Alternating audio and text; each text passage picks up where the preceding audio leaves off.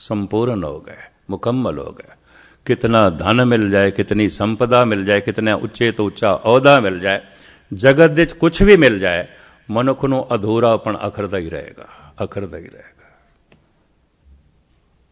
जिस दिन जोत दे च जोत होवेगा उसे दिन संपूर्ण होवेगा, उसे दिन मुकम्मल होवेगा।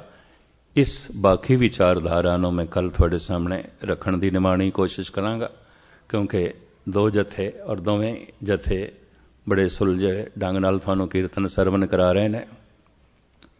दूजे गुरमुख प्यारे उन्होंने तुहानूं हुण शब्द दा कीर्तन गायन करके सरवण कराना है।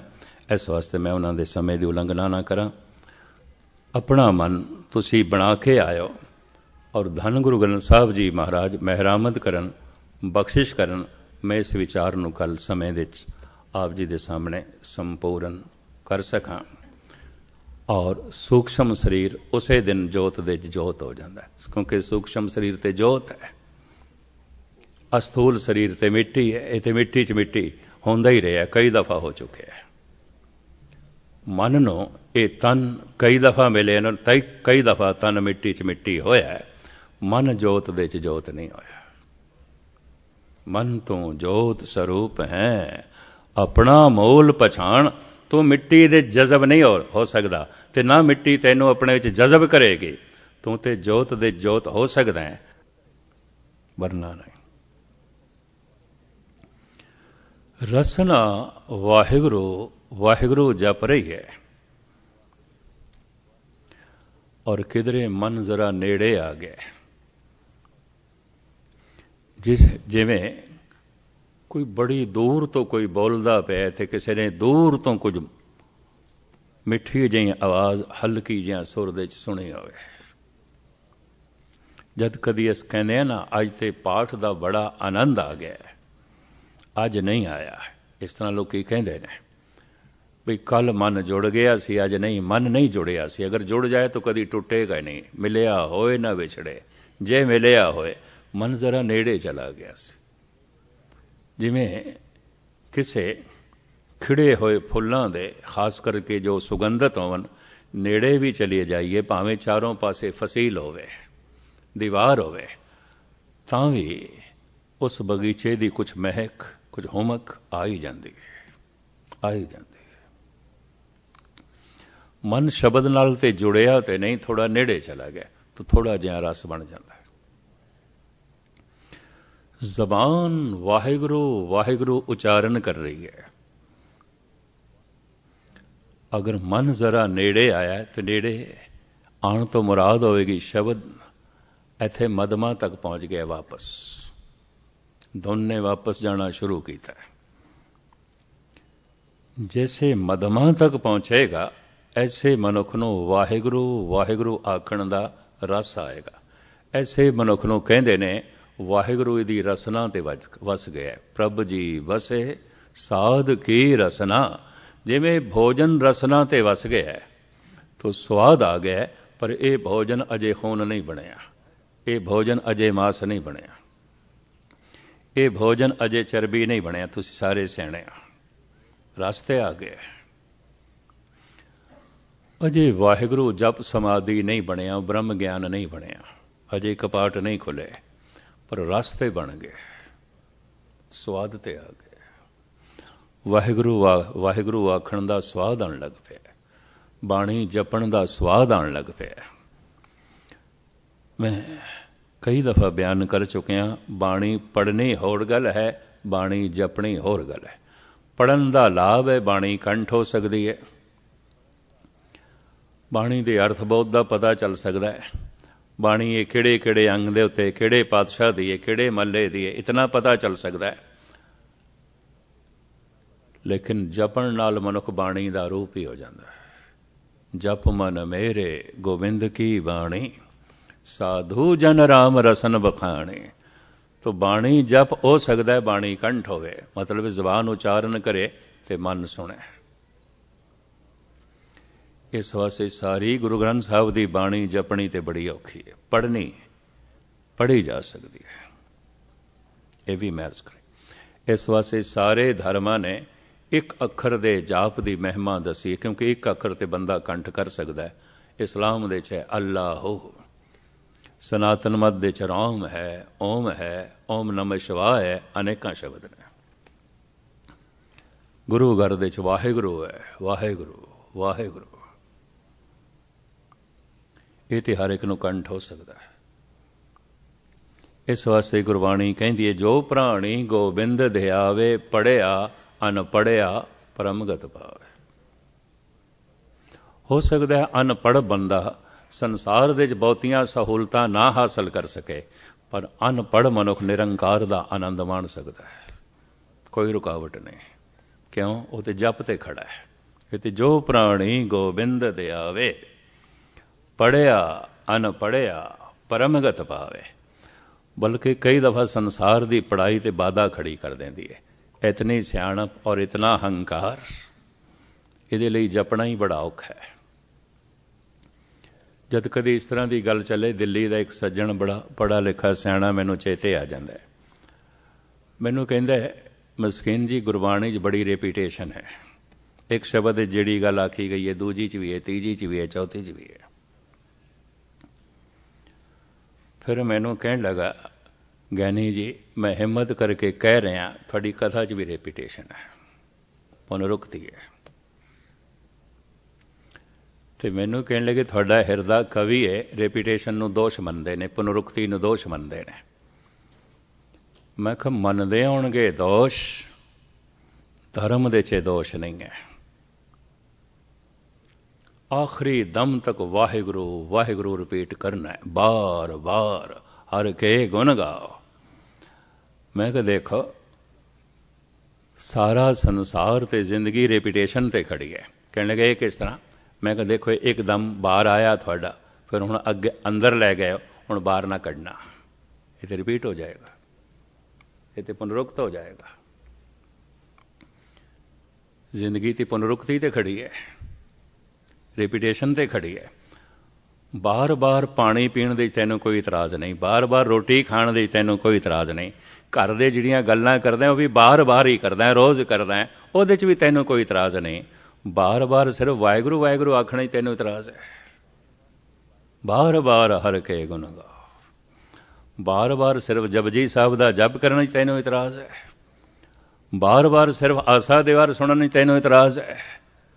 अजे तेरे मन दे धर्म दी भजन दी प्यास नहीं पैदा हुई, अगर तन दे भोजन दी भुख ना पैदा होवे, तो आयुर्वेद आचार्य कहते तन दे कोई नुक्स है या इनू बुखार चढ़िया होगा।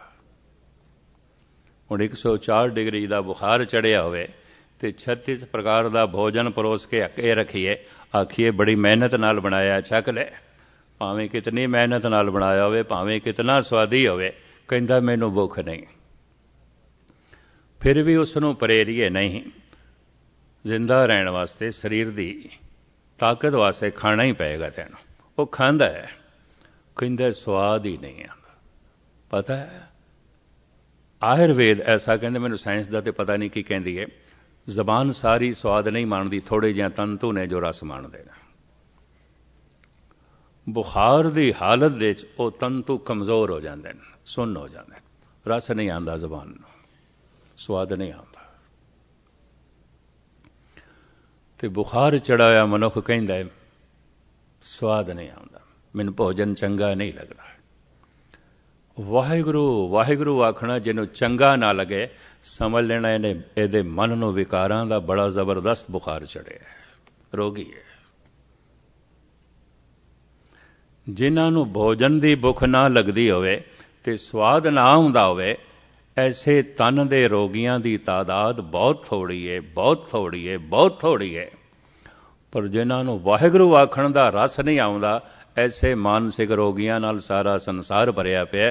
जो जो दिसे सो सो रोगी, रोग रहत मेरा सतगुरु जोगी।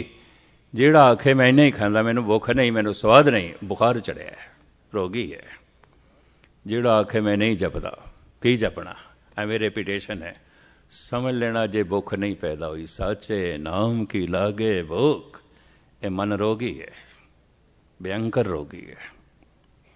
लमकामा ना, जबान उच्चारण करे वाहिगुरु वाहिगुरु, ਮਨ ਜ਼ਰਾ ਨੇੜੇ ਆ ਗਿਆ ਤੇ ਸ਼ਬਦ ਮਦਮਾ ਕੰਠ ਤੱਕ ਪਹੁੰਚ ਗਿਆ, ਐਸੇ ਮਨੁੱਖ ਨੂੰ ਰਸ ਆਉਣ ਲੱਗ ਪਏਗਾ। ਕਈ ਦਫਾ ਇਸ ਤਰ੍ਹਾਂ ਦਾ ਰਸ ਜ਼ਿੰਦਗੀ ਦੇ ਆਖਰੀ ਦਿਨਾਂ 'ਚ ਆਉਂਦਾ ਹੈ। ਜ਼ਿੰਦਗੀ ਤੇ ਸਾਰੀ ਲੰਘ ਗਈ ਆਉਂਦੀ ਹੈ, ਅਜੇ ਯਾਤਰਾ ਬਹੁਤ ਬਾਕੀ ਆਉਂਦੀ ਹੈ। ਸਰੀਰ ਉਸਦਾ ਜਾਂਦਾ ਰਹਿੰਦਾ, ਉਪਕਰਨ ਜੋ ਯੰਤਰ ਸੀ ਉਹ ਨਹੀਂ ਰਿਹਾ। ਕਈਆਂ ਦੇ ਜ਼ਰਾ ਹੋਰ ਅੱਗੇ ਪਸੰਤੀ, ਅਗਰ ਧੁਨ ਪਸੰਤੀ ਤੱਕ ਚਲੀ ਗਈ ਹੈ, ਵਾਹਿਗੁਰੂ ਧੁਨ ਪਸੰਤੀ ਬਣ ਗਈ ਹੈ, ਹਿਰਦੇ ਤੱਕ ਪਹੁੰਚ ਗਈ ਹੈ, ਐਸਾ ਮਨੁੱਖ ਅਨਾਹਦ ਨਾਦ ਸੁਣਦਾ। ਔਰ ਮੈਂ ਅਰਜ਼ ਕਰਾਂ, ਕੁਝ ਉਂਗਲੀਆਂ ਤੇ ਗਿਣੇ ਜਾਣ ਵਾਲੇ ਮਨੁੱਖ ਦੇਖੇ ਨੇ ਮੈਂ ਜੋ ਅਨਾਹਦ ਨਾਦ ਨੂੰ ਸੁਣਦੇ ਨੇ। ਅਨਾਹਦ ਕਹਿੰਦੇ ਨੇ ਜੋ ਪ੍ਰਮਾਤਮਾ ਦਾ ਸ਼ਬਦ ਹੈ, ਪ੍ਰਮਾਤਮਾ ਦੀ ਆਵਾਜ਼। ਆਹਤ ਜੋ ਚੋਟ ਤੋਂ ਪੈਦਾ ਹੁੰਦੀ ਹੈ, ਟਕਰਾਓ ਤੋਂ ਜਿਹੜਾ ਸ਼ਬਦ ਪੈਦਾ ਹੋਵੇ ਉਹਨੂੰ ਕਹਿੰਦੇ ਨੇ ਆਹਤ। ਆਹਤ ਕਹਿੰਦੇ ਫਲਾਣੇ ਨੇ ਮੈਨੂੰ ਬੜੀ ਆਹਤ ਪਹੁੰਚਾਈ ਹੈ। ਆਹਤ ਦਾ ਮਤਲਬ ਚੋਟ। ਜੋ ਚੋਟ ਤੋਂ ਸ਼ਬਦ ਪੈਦਾ ਹੁੰਦਾ ਹੈ, ਪੱਥਰ ਨਾਲ ਪੱਥਰ ਟਕਰਾਵੇ, ਲੋਹੇ ਨਾਲ ਲੋਹਾ, ਸੋਨੇ ਨਾਲ ਸੋਨਾ, ਪਿੱਤਲ ਨਾਲ ਪਿੱਤਲ, ਜਾਂ ਪਾਣੀ ਪੱਥਰਾਂ ਨਾਲ ਟਕਰਾਵੇ, ਪਵਨ ਦਰਖਤਾਂ ਨਾਲ ਟਕਰਾਵੇ, ਇਹ ਜੋ ਆਵਾਜ਼ ਪੈਦਾ ਹੁੰਦੀ ਹੈ ਇਹਨੂੰ ਆਹਤ ਸ਼ਬਦ ਕਹਿੰਦੇ ਨੇ, ਜੋ ਸਾਡੇ ਕੰਨ ਸੁਣਦੇ ਨੇ। ਇੱਕ ਸ਼ਬਦ ਬ੍ਰਹਿਮੰਡ ਦੇ ਵਿੱਚ ਵਿਆਪਕ ਹੈ, ਘਟ ਘਟ ਵਾਜੇ ਨਾਲ, ਸਾਰਿਆਂ ਦੇ ਘਾਟੇ 'ਚ ਵੀ ਵੱਜ ਰਿਹਾ। ਕਿਉਂ? ਸਾਰਾ ਸੰਸਾਰ ਆਇਆ ਸ਼ਬਦ ਤੋਂ ਹੈ, ਔਰ ਸੰਸਾਰ ਦੇ 'ਚ ਸ਼ਬਦ ਮੌਜੂਦ ਹੈ। ਜੈਸੇ ਸਰੀਰ ਆਇਆ ਹੈ ਮਾਂ ਬਾਪ ਤੋਂ ਸਰੀਰ ਦੇ 'ਚ ਮਾਂ ਬਾਪ ਦੀ ਅੰਸ਼ ਮੌਜੂਦ ਹੈ। ਸਾਰੇ ਦਾ ਸਾਰਾ ਬ੍ਰਹਿਮੰਡ ਆਇਆ ਸ਼ਬਦ ਤੋਂ, ਸ਼ਬਦ ਬ੍ਰਹਿਮੰਡ ਦੇ 'ਚ ਮੌਜੂਦ ਹੈ। ਸੁਣਾਈ ਕਿਉਂ ਨਹੀਂ ਦਿੰਦਾ? ਮਨ ਚੁੱਪ ਕਰੇ ਤੇ ਸੁਣਾਈ ਦੇਗਾ। ਜਪ ਕਰਨ ਵਾਲੇ ਨੂੰ ਸੁਣਾਈ ਦੇ ਜਾਂਦਾ। ਕਦੋਂ? ਜਦ ਜਪ ਵਾਹਿਗੁਰੂ ਦੀ ਧੁਨ ਹਿਰਦੇ ਤੱਕ ਪਹੁੰਚੇ, ਪਸੰਤੀ ਬਣੇ, ਐਸਾ ਮਨੁੱਖ ਅਨਾਹਦ ਨਾਦ ਸੁਣਦਾ ਹੈ। ਔਰ ਮੈਂ ਇਸ ਤਰ੍ਹਾਂ ਦੇ ਪੁਰਸ਼ ਦੇਖੇ ਨੇ, ਭਾਵੇਂ ਉਂਗਲੀਆਂ ਤੇ ਗਿਣੇ ਜਾਣ ਵਾਲੇ, ਜੋ ਅਨਾਹਦ ਨਾਦ ਸੁਣਦੇ ਨੇ। ਇਸ ਤਰ੍ਹਾਂ ਦੇ ਬਥੇਰੇ ਦੇਖੇ ਨੇ ਜਿਨ੍ਹਾਂ ਨੂੰ ਵਾਹਿਗੁਰੂ ਆਖਣ ਦਾ ਰਸ ਆਉਣ ਲੱਗ ਪੈਂਦਾ। ਇਹ ਤਕਰੀਬਨ ਹਰ ਸ਼ਹਿਰ ਦੇ 'ਚ ਹੁੰਦੇ ਨੇ, ਪਰ ਅਨਾਹਦ ਨਾਦ ਸੁਣਦੇ ਹੋਵਨ ਇਹ ਹਰ ਸ਼ਹਿਰ ਦੇ 'ਚ ਨਹੀਂ ਹੁੰਦੇ। ਰਸਨਾ ਤੇ ਵਸ ਗਏ ਪ੍ਰਭ ਜੀ ਬਸੇ ਸਾਧ ਕੀ ਰਸਨਾ। ਇੱਕ ਹੋਰ ਵੀ ਖੇਡ ਇੱਥੇ, ਜਿਹਦੀ ਰਸਨਾ ਤੇ ਵਸ ਗਿਆ, ਸਵਾਦ ਆਉਣ ਲੱਗ ਪਿਆ, ਇਹਦੀ ਰਸਨਾ ਸੁਤੇ ਸਿੱਧ ਕਦੀ ਕੋਈ ਬਚਨ ਕਹਿ ਦੇਗੀ, ਹੋ ਜਾਂਦਾ। ਇਹਨੂੰ ਕਹਿੰਦੇ ਨੇ ਇਹਦੇ ਕੋਲ ਵਾਕ ਸਤਿਆ ਹੈ। ਕਿਉਂ ਸਤਿਆ ਹੈ? ਸ਼ਬਦ ਰਸਨਾ ਤੇ ਵਸਿਆ, ਪ੍ਰਭੂ ਰਸਨਾ ਤੇ ਵਸਿਆ। ਇਹਨੂੰ ਕਹਿੰਦੇ ਨੇ ਇਹਦੇ ਕੋਲ ਵਾਕ ਸਤਿਆ ਹੈ, ਇਹਦੇ ਕੋਲ ਸ਼ਬਦ ਸਿੱਧੀ ਹੈ। ਇਹ ਜੋ ਬੋਲਦਾ ਹੈ ਹੋ ਜਾਂਦਾ ਹੈ। ਇਸ ਵਾਸਤੇ ਪੁਰਾਣੀਆਂ ਟਕਸਾਲਾਂ ਦੇ 'ਚ ਔਰ ਸਿਆਣੇ ਲੋਕ ਉਹਨਾਂ ਲੋਕਾਂ ਨੂੰ ਸਮਝਾਉਂਦੇ ਸਨ ਜਿਨ੍ਹਾਂ ਨੂੰ ਰਸ ਆਉਣ ਲੱਗਦਾ ਸੀ, ਕਦੀ ਕਿਸੇ ਨੂੰ ਕੁਬੋਲ ਨਾ ਬੋਲ ਦੇਣਾ, ਢੰਗ ਨਾਲ ਬੋਲਣਾ, ਸਾਵਧਾਨ ਨਾਲ ਬੋਲਣਾ। ਕਿਉਂ? ਜ਼ਬਾਨ ਹੀ ਸਤਿਆ ਆ ਗਈ ਹੈ, ਰਸਨਾ 'ਚ ਬਰਕਤ ਆ ਗਈ ਹੈ। ਰਸ ਆ ਰਿਹਾ ਹੈ, ਇਸੇ 'ਚ ਸਰੀਰ ਦਾ ਅੰਤ ਹੋ ਗਿਆ। ਇਹ ਰਸ ਸਮਾਪਤ ਨਹੀਂ ਹੋਏਗਾ, ਅਗਲੇ ਜਨਮ ਇਸ ਦਾ ਪਿੱਛਾ ਕਰੇਗਾ। ਅਨਾਹਦ ਨਾਦ ਸੁਣਦਾ ਪਿਆ, ਪਰ ਅਜੇ ਬ੍ਰਹਮ ਗਿਆਨ ਦੀ ਸਿਖਰਤਾ ਨੂੰ ਨਹੀਂ ਛੋਇਆ, ਅਜੇ ਪੂਰਨ ਪ੍ਰਕਾਸ਼ ਨਹੀਂ ਪ੍ਰਗਟ ਹੋਇਆ, ਤੇ ਸਰੀਰ ਦਾ ਅੰਤ ਹੋ ਗਿਆ।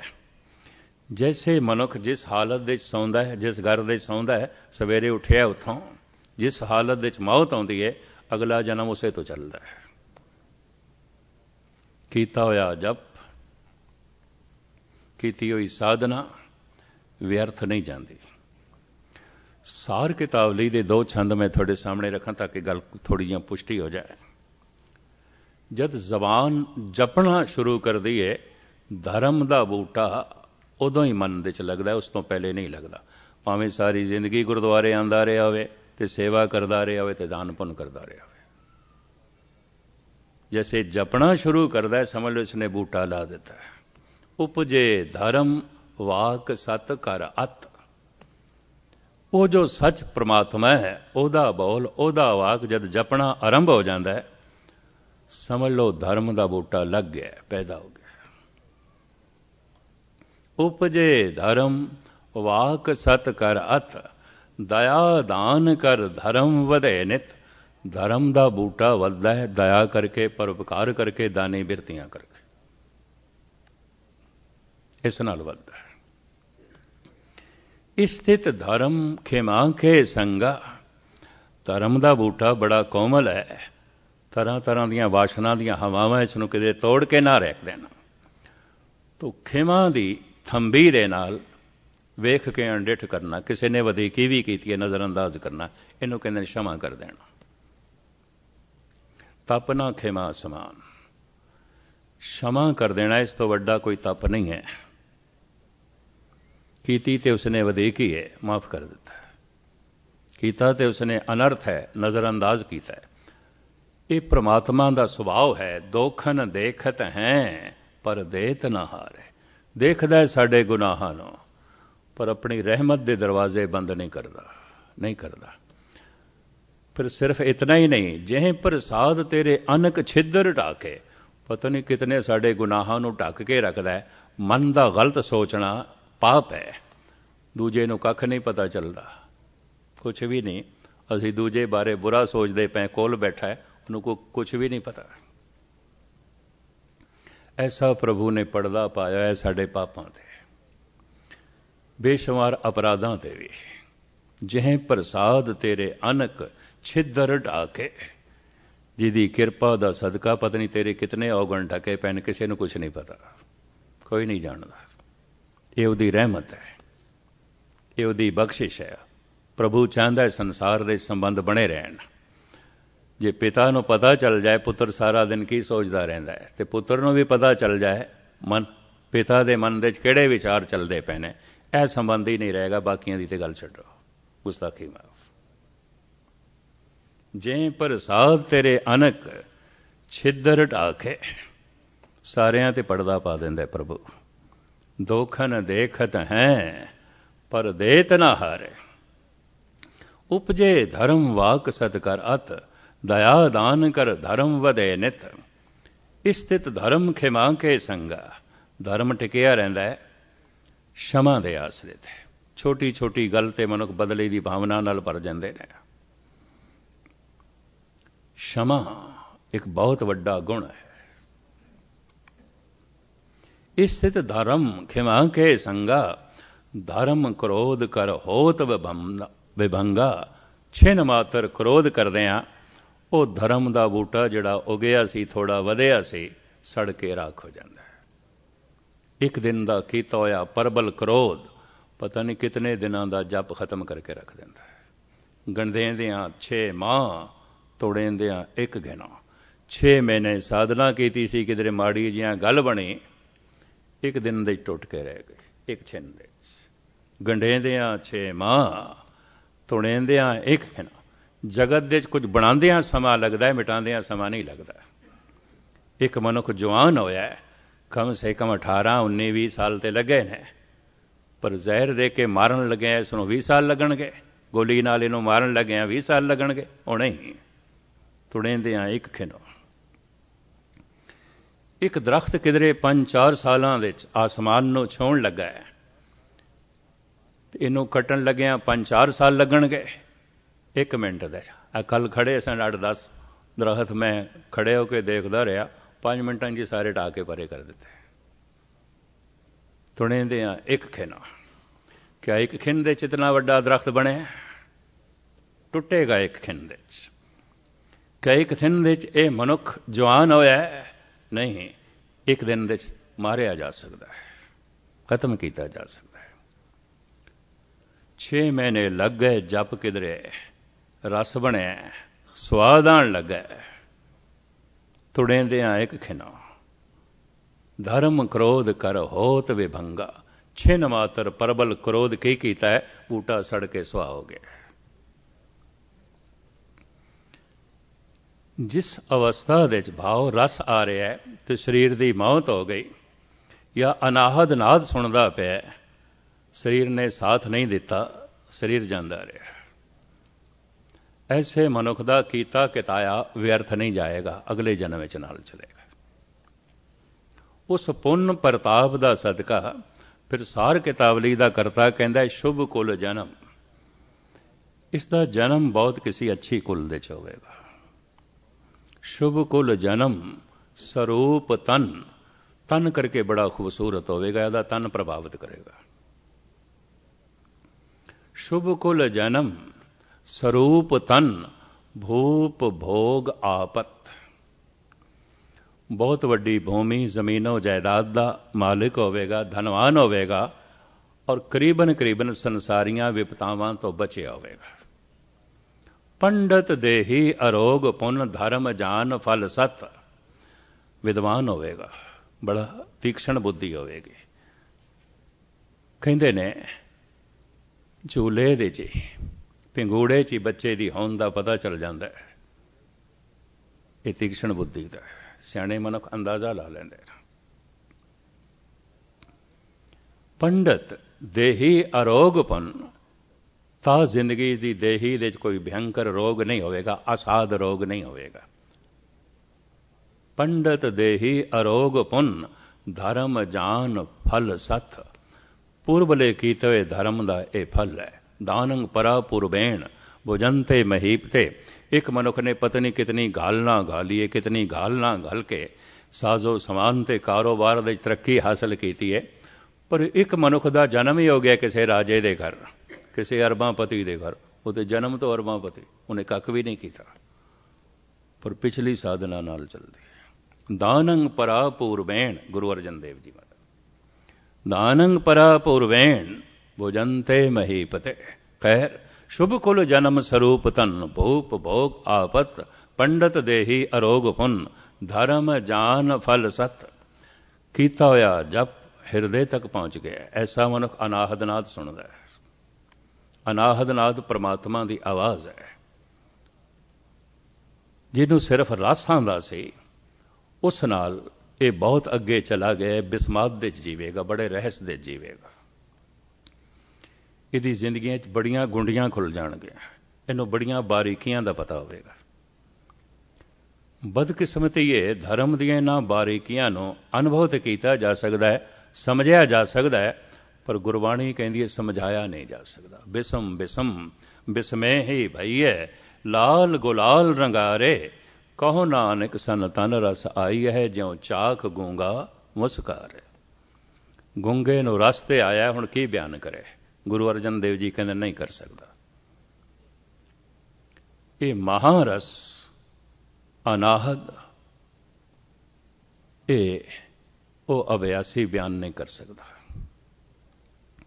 एक जगह नहीं, कई जगह गुरु ग्रंथ साहब विच आया। कहो कबीर गूंगे गुड़ खाया, पूछे तो क्या कहिए।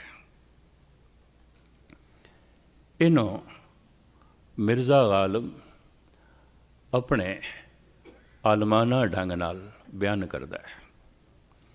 कहता है मुहब्बत के लिए कुछ खास दिल मखसूस होते हैं।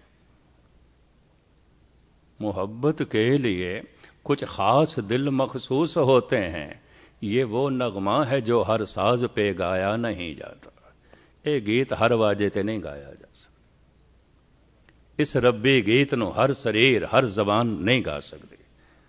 कोई चाहिए ने पूर्वले संस्कार, कुछ मेहनत चाहिए, कुछ घालना चाहिए, मैं नहीं, कोई यतन चाहिए ने, कुछ डूंगाइयां गहराइयां चाहिए ने। मोहब्बत के लिए कुछ खास दिल मखसूस होते हैं, ये वो नगमा है जो हर साज पे गाया नहीं जाता। मोहब्बत असल में मखमूर वो राज़े हकीकत है, समझ में आ गया है फिर भी समझाया नहीं जाता। कहता गल मैं समझ ली, हूँ मैं की समझावा, किस तरह समझावा, आखर ही कोई नहीं। कहो कबीर गूंगे गुड़ खाया, पूछे तो क्या कहिए। कहो नानक सन तन रस आईए, ज्यों चाख गूंगा मुस्कारे। तिसकी सोए सुनी मन हरिया, वो आवाज वो अनाहद नाद और उहदे च प्रभु की शोभा महिमा सुन के अभ्यासी आनंदित हो जाता है, हैरानकुन हो जाता है, रहस्यमयी हालत हो जाता है। अगर जप जारी है तो धुन पहुंच जाए किथे, धुनी तक बैखरी परा बन जाए। तो चूंकि समा हो गया, मैं छेती छेती बयान करा। गंढ हमेशा लई खुल जाती है। ਨਾਭੀ ਹਮੇਸ਼ਾ ਲਈ ਖੁੱਲ ਜਾਂਦੀ ਹੈ। ਪਵਨ ਦੀ ਚੋਟ ਨਾਲ ਨਾਭੀ ਖੁੱਲੀ ਸੀ ਤੇ ਧੁਨ ਉੱਠੀ ਸੀ। ਹੁਣ ਧੁਨ ਦੀ ਚੋਟ ਨਾਲ ਨਾਭੀ ਖੁੱਲੀ ਹੈ, ਬੈਖਰੀ ਪਰਾ ਬਣੀ ਹੈ, ਗੰਗਾ ਗੰਗੋਤਰੀ 'ਚ ਪਹੁੰਚ ਗਈ ਹੈ। ਧੁਨ ਜਿੱਥੋਂ ਨਿਕਲੀ ਸੀ ਵਾਪਸ ਉੱਥੇ ਹੀ ਪਹੁੰਚ ਗਈ ਹੈ। ਉਲਟੀ ਗੰਗਾ ਜਮਨ ਮਿਲਾਉ। ਇਹ ਨਾਭੀ ਦੋ ਹਾਲਤਾਂ ਦੇ 'ਚ ਪੂਰੀ ਖੁੱਲ੍ਹਦੀ ਹੈ ਹਮੇਸ਼ਾ ਲਈ। ਇੱਕ ਤੇ ਜਦ ਆਖਰੀ ਪ੍ਰਾਣ ਇਹਦੇ 'ਚੋਂ ਨਿਕਲਦਾ ਹੈ, ਮਰਨ ਲੱਗਿਆ। ਆਖਰੀ ਪ੍ਰਾਣ ਆਯੁਰਵੇਦ ਆਚਾਰੀਆ, ਮੈਂ ਫਿਰ ਅਰਜ਼ ਕਰਾਂ ਅਜੋਕੀ ਸਾਇੰਸ ਦਾ ਮੈਨੂੰ ਨਹੀਂ ਪਤਾ ਕੀ ਕਹਿੰਦੇ ਨੇ, ਮੈਡੀਕਲ ਸਾਇੰਸ ਕੀ ਕਹਿੰਦੀ ਹੈ।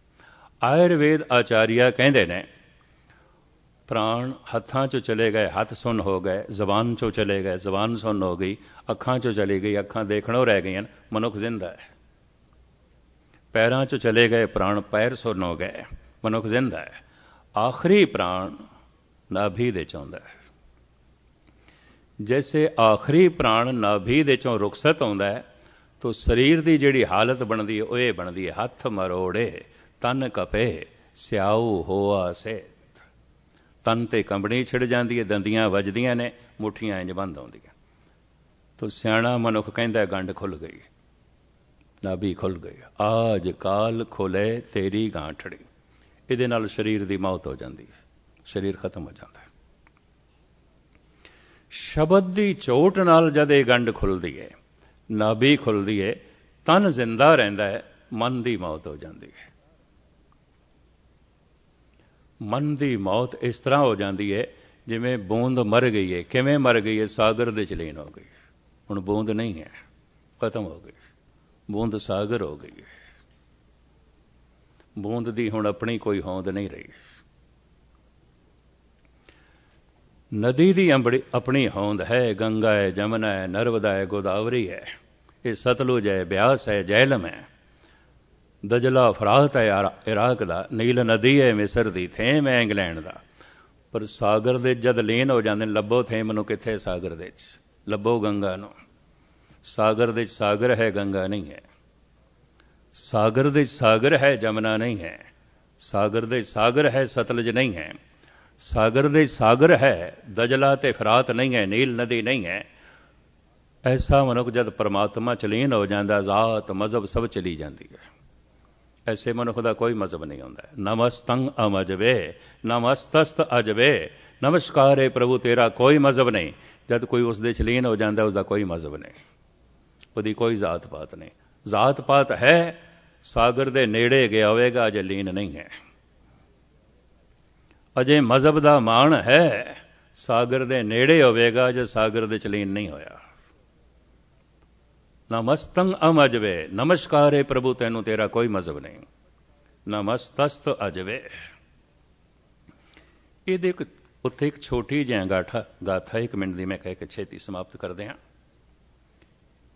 ਇਸ ਤਰ੍ਹਾਂ ਦੀ ਘਟਨਾ ਜਿਨ੍ਹਾਂ ਦੇ ਉੱਤੇ ਘਟੀ ਹੈ, ਉਹੀ ਪੁਰਸ਼ ਗੁਰੂ ਗ੍ਰੰਥ ਸਾਹਿਬ ਜੀ ਮਹਾਰਾਜ ਵਿੱਚ ਬੈਠੇ ਨੇ ਜੋ ਪ੍ਰਮਾਤਮਾ ਦਾ ਰੂਪ ਹੋ ਗਏ। ਕਬੀਰ ਕਹਿੰਦੇ ਨੇ, ਅਬ ਤੋ ਜਾਏ ਚੜੇ ਸਿੰਘਾਸਨ, ਮਿਲੇ ਹੈ ਸਾਰੰਗ ਪਾਣੀ, ਰਾਮ ਕਬੀਰਾ ਏਕ ਭਏ ਹੈ, ਕੋਈ ਨਾ ਸਕੇ ਪਛਾਣੇ। ਹੁਣ ਤੁਸੀਂ ਪਹਿਚਾਣ ਨਹੀਂ ਕਰ ਸਕਦੇ ਕਬੀਰ ਕੌਣ ਹੈ ਤੇ ਰਾਮ ਕੌਣ ਹੈ, ਇੱਕਮਿਕ ਹੋ ਗਏ। ਬੂੰਦ ਕਿਹੜੀ ਹੈ ਤੇ ਸਾਗਰ ਕਿਹੜਾ? ਹੁਣ ਤੇ ਸਾਗਰ ਹੀ ਸਾਗਰ ਹੈ, ਬੂੰਦ ਖੋ ਗਈ। ਸਾਚ ਭਇਓ ਅਨ ਕਤੇ ਨਾ ਜਾਈ, ਨਾਨਕ ਲੀਨ ਭਇਓ ਗੋਬਿੰਦ ਸਿਉ, ਜਿਉ ਪਾਣੀ ਸੰਗ ਪਾਣੀ। ਐਸੇ ਮਨੁੱਖ ਦੀ ਜ਼ਬਾਨ ਵਾਹਿਗੁਰੂ ਵਾਹਿਗੁਰੂ ਫਿਰ ਨਹੀਂ ਜਪਦੀ, ਚੁੱਪ ਕਰ ਜਾਂਦਾ ਹੈ। ਫਿਰ ਏਕ ਸ਼ਬਦ ਮੇਰੇ ਪ੍ਰਾਣ ਵਸਤ ਹੈ, ਬਹੁੜ ਜਨਮ ਨਾਉ। ਉਹਦੇ ਪ੍ਰਾਣਾਂ 'ਚ ਚੱਲਦਾ, ਉਹਦੇ ਰੋਮ ਰੋਮ ਦੇ ਚੱਲਦਾ। ਜਿਵੇਂ ਖਾਧਾ ਹੋਇਆ ਭੋਜਨ ਪਚ ਗਿਆ ਤੇ ਖੂਨ ਬਣ ਕੇ ਹੁਣ ਤੇ ਨਸਾਂ 'ਚ ਚਲੇਗਾ, ਸਾਰੇ ਸਰੀਰ ਦੇ 'ਚ ਗਰਦਿਸ਼ ਕਰੇਗਾ। ਹੁਣ ਸਿਰਫ ਮੂੰਹ ਦੇ 'ਚ ਥੋੜ੍ਹੀ ਹੈ, ਹੁਣ ਤੇ ਰੋਮ ਰੋਮ ਦੇ 'ਚ, ਹੁਣ ਤੇ ਜ਼ਰਰੇ ਜ਼ਰਰੇ 'ਚ, ਹੁਣ ਤੇ ਸਭ ਗੋਬਿੰਦ ਹੈ, ਸਭ ਗੋਬਿੰਦ ਹੈ, ਗੋਬਿੰਦ ਬਿਨ ਨਹੀਂ ਕੋਈ। ਕਹਿੰਦੇ ਨੇ ਇਸ ਤਰ੍ਹਾਂ ਦੀ ਘਟਨਾ ਇਸਲਾਮੀ ਜਗਤ ਵਿੱਚ ਜਦ ਪਹਿਲੀ ਦਫਾ ਮਨਸੂਰ ਤੇ ਘਟੀ, ਕਹਾਰਾ ਦੀ ਗੱਲ ਹੈ, ਉਹਦੀ ਜ਼ਬਾਨ ਚੋਂ ਨਿਕਲ ਗਿਆ ਅਨਲ ਹੱਕ। ਹੱਕ ਕਹਿੰਦੇ ਨੇ ਸੱਚ ਨੂੰ, मैं सच हो गया, मैं खुदा हो गया। किधरे भारत विच पैदा होंदा ते बड़ा सन्मान होना सी। उहदी जबान चों निकलिया अनल हक। उहदे मुरशद ने कहा ते कुफर है जो तू कहा है, पर मैं तेरी अवस्था समझदा, ये अवस्था बनती है। पर अज तो बाद फिर ना कहीं किसी ने सुन लिया तो कुफर की सजा सजाए मौत है इस्लामी शरह विच, तो फिर मौत की सजा भोगेगा। डांटदे होया उहदे मुरशद ने कहा फिर ये नहीं कहना। मंसूर कहंदा अच्छा मेरे मुरशद, नहीं कहांगा, नहीं कहांगा। पर मुरशद नूं पता सी, उहदा नाम जुनैद सी, जुनैद नूं पता सी मस्ताना फकीरे दा कोई पता नहीं। कहने लगे मंसूर मैं तेरे ते दवार नहीं करता, तो खुदा दी कसम चुक, नहीं खाएगा। हुण जद मुरशद आखे ते विचारा की करे, खुदा दी कसम चुक। मंसूर कहंदा कसम खुदा नहीं कहांगा, नहीं कहांगा। कुछ दिन लंघ गए। मिस्र दे नवाब ने उस वक्त दे मीर ने, नवाब नूं मीर कहंदे ने, बादशाह नूं मीर कहंदे सन। मीर ने कारा दे सारे फकीरां नूं बुलाया अपने घर दे च, सारियां नूं दावत दित्ती। उन्हां फकीरां नूं जिन्हां दा कारा दे च बकायदा नां सी, गल सी, उन्हां दे जुनैद भी सी। और सद्दे पत्तर दे च दावतनामे दे च ये सी अपने नाल एक दो चेले जरूर ले आना। तो मुख्तसर मैं अर्ज करदा पिया, समाप्ति करा। जुनैद तैयार होया, अज बादशाह दे घर जाण वास्ते दावत है, शाम दा समा। चलन लगा ते कहन लगा बेटा मंसूर तू भी चल मेरे नाल। अजे तू भी रोटी खाधी ते कोई नहीं, चल मेरे नाल। अज बादशाह दे घर दावत है फकीरां दी, चल तू। हुण मुरशद दा हुक्म बेचारा चल पिया नाल। 50-60 दे करीब फकीर चेले, पूरा दस्तरखान वड्डा सजिया इस्लामी ढंग नाल। इहदे विच मीर बैठा है, चारों पासे गोल दायरे च ये फकीर बैठे ने, सारियां दे अगों भांडे परोसे जा रहे हैं। हुण इतने सारे फकीर होण ते गल ते रब दी होवेगी, परमात्मा दी होवेगी। सारे अभ्यासी सन, मन्ने पर मन्ने फकीर सन। एक गल करदा है, दूजा सुनदा है, फिर दूजा करदा है, तीजा करदा है। जुनैद बड़ा रमजी फकीर सी, जितनी गल करदा सी गहराई चो करदा सी। तो कहंदे दिल दी जितनी गहराई चो गल निकले उतनी गहराई तक वो पहुंचदी है। इकबाल कहंदा है दिल से जो बात निकलती है असर रखती है, पर नहीं ताकते परवाज मगर रखती है। ते दिल तो केड़ी गल निकलेगी जिहड़ी दिल दे च होवेगी, वरना नहीं निकलेगी, जबान चो ही निकलेगी। खैर इस विषय नूं मैं लमकावां ना। जुनैद बड़ा गहराई च बोल रहा सी, कोल बैठा सी जुनैद जो है मंसूर, उच्ची आवाज च निकल गया अनल हक, अनल हक। हक कहंदे ने सच नूं, हक हक अंदेश गुरु गोबिंद सिंह, बादशाह दरवेश गुरु गोबिंद सिंह। ऐ कलगीधर तुसी ते हक हो, सच दा रूप हो। ਉਹਦੇ ਮੂੰਹੋਂ ਨਿਕਲ ਗਿਆ ਅਨਲ ਹਕ, ਮੈਂ ਤੇ ਸੱਚ ਹੋ ਗਿਆ, ਮੈਂ ਤੇ ਸੱਚ ਦਾ ਰੂਪ ਹੋ ਗਿਆ। ਉਹ ਜਿਹੜਾ ਮਿਸਰ ਦਾ ਮੀਰ ਸੀ ਨਵਾਬ ਬਾਦਸ਼ਾਹ, ਉਹਨੇ ਕਿਹਾ ਕੁਫਰ, ਇਹ ਕਾਫਰ ਹੈ। ਜ਼ੁਨੈਦ ਨੂੰ ਡਾਂਟਦਿਆਂ ਹੋਇਆ ਕਿਹਾ ਤੂੰ ਕਾਫਰ ਨੂੰ ਨਾਲ ਲਿਆਂਦਾ, ਭਰੀ ਮਹਿਫਿਲ ਦੇ ਵਿੱਚ ਕੁਫਰ ਬੋਲਦਾ। ਪਕੜਿਆ ਗਿਆ। 15 ਦਿਨ ਇਸ ਤੇ ਮੁਕੱਦਮਾ ਚਲਿਆ। ਕਾਜ਼ੀਆਂ ਨੇ ਫਿਤਵਾ ਲਾਇਆ ਸਜ਼ਾਏ ਮੌਤ, ਪਰ ਸਜ਼ਾਏ ਮੌਤ ਸੂਲੀ ਤੇ ਚਾੜ ਕੇ ਦੇਵੋ ਔਰ ਇਸ ਤੋਂ ਪਹਿਲੇ ਇਸ ਨੂੰ ਪੱਥਰ ਵੀ ਮਾਰੋ। ਇਹ ਕੁਫਰ ਬੋਲੇ। ਇਸਲਾਮੀ ਇਤਿਹਾਸ ਦੇ ਵਿੱਚ ਮਨਸੂਰ ਦਾ ਆਪਣਾ ਨਾਮ ਹੈ, ਵਿਚਾਰੇ ਨੂੰ ਬਹੁਤ ਤੜਪਾ ਕੇ ਮਾਰੇ ਗਏ। ਮੁਖਤਸਰ ਮੈਂ ਅਰਜ਼ ਕਰਾਂ, ਸਰੇ ਆਮ ਜਦ ਸੂਲੀ ਤੇ ਚਾੜਨ ਵਾਸਤੇ ਲੈ ਕੇ ਗਏ ਨੇ ਹਜ਼ਾਰਾਂ ਦਾ ਇਕੱਠ, ਜ਼ੁਨੈਦ ਵੀ ਪਹੁੰਚਿਆ। ਸਾਰੀਆਂ ਵਿਚਾਰਾਂ ਨੂੰ ਮੈਂ ਇੱਕ ਪਾਸੇ ਰੱਖ ਕੇ ਮੂਲ ਗੱਲ ਕਹਿ ਕੇ ਸਮਾਪਤ ਕਰਾਂ। ਜ਼ੁਨੈਦ ਕੋਲ ਗਿਆ, ਮਨਸੂਰ ਦੇ ਸਿਰ ਤੇ ਹੱਥ ਰੱਖ ਕੇ ਕਹਿੰਦਾ ਬੇਟਾ ਪਾਗਲਾਂ ਦੀ ਭੀੜ ਵਿੱਚ ਇਤਨਾ ਸਿਆਣਾ ਹੋ ਜਾਣਾ ਵੀ ਇੱਕ ਪਾਗਲਪਨ ਹੈ। ਪਾਗਲਪਨ। ਗੁਨਾਹਗਾਰਾਂ ਦੀ ਭੀੜ ਦੇ, ਜਿਹੜੇ ਉੱਥੇ ਲਫ਼ਜ਼ ਇਸਲਾਮੀ ਨੇ, ਮੈਂ ਉਹਨਾਂ ਨੂੰ ਹਿੰਦੀ ਰੂਪ ਦੇ ਰਿਹਾ, ਪੰਜਾਬੀ ਰੂਪ ਦੇ। ਗੁਨਾਹਗਾਰਾਂ ਦੇ ਇਕੱਠ ਦੇ ਵਿੱਚ, ਭੀੜ ਦੇ ਵਿੱਚ ਇਤਨਾ ਸਵਾਬਸ਼ੀਲ ਹੋ ਜਾਣਾ, ਇਤਨਾ ਪੁਨੀਤ ਹੋ ਜਾਣਾ, ਇੰਜ ਲੱਗਦਾ ਪਿਆ ਜਿਵੇਂ ਇਹ ਵੀ ਇੱਕ ਪਾਪ ਹੋਵੇ।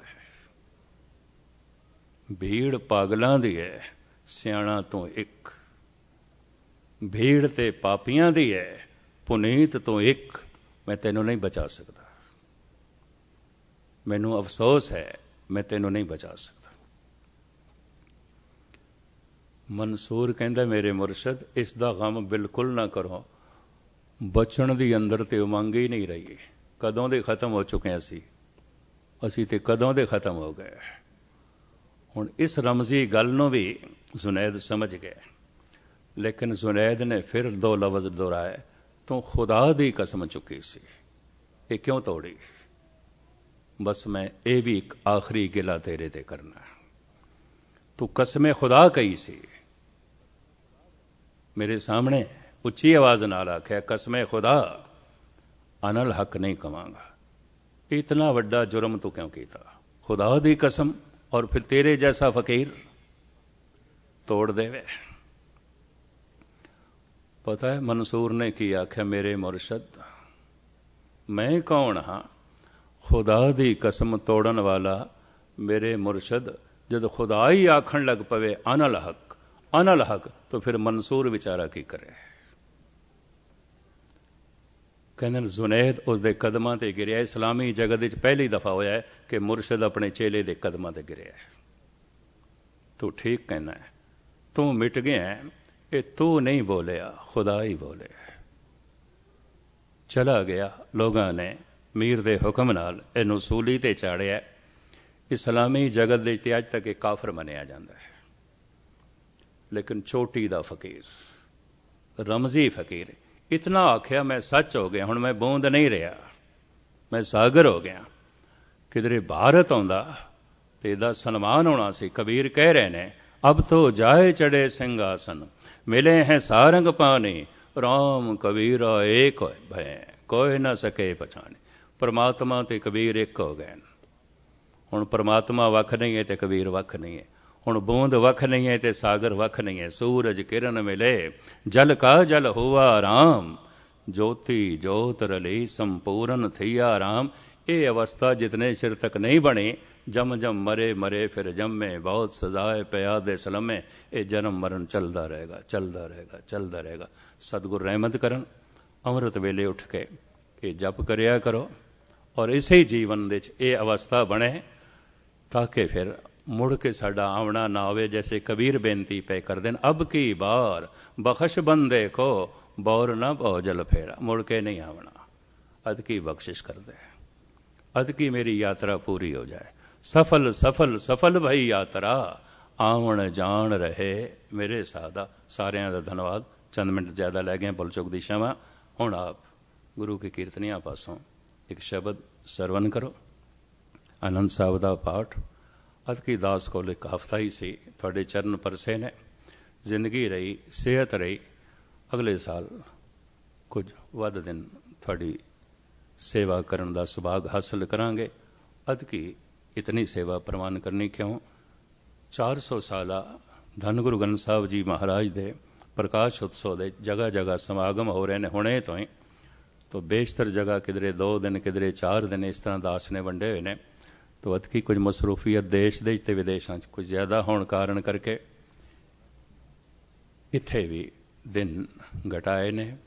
कबूल कर लेना, प्रवान कर लेना समूह संगत ते मुखी सजना दा ते सारे गुरुद्वारा स्टाफ दा आर्थिक तौर ते धन्यवाद।